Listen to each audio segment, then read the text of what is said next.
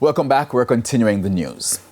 In this evening's health report, one speech and language pathologist explains why parents should not take the wait-and-see approach if their child doesn't start speaking in the expected time frame.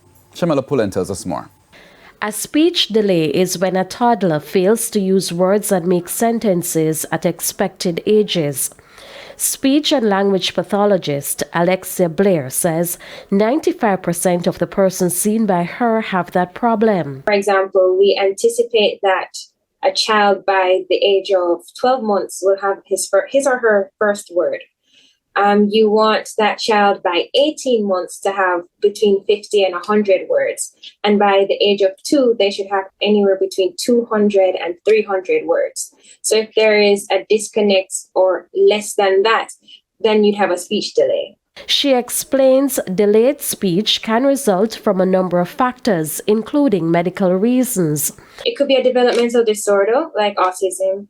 You also have There are just some children who have what we call a specific language impairment, and that makes it so it could be because of the way the brain is structured. It could be because of genetics, and then that leads to just impairments in language. Ms. Blair says COVID-19 has also contributed to some children having speech delay.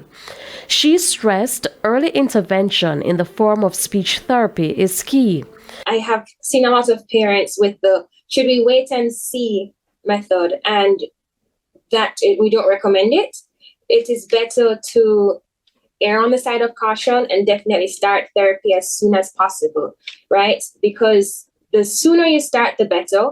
Because the longer that child goes without receiving therapy, they start to develop habits. And then those habits become very difficult to break afterwards. She also made recommendations on techniques which can be used at home to help children develop their speech. What you want is to encourage the child to use the language that you want them to use. So, for example, instead of saying, "What's this? A car?" you can say, "Oh, look, it's a car.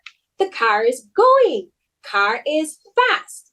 And now that child has a model of what you want them to do.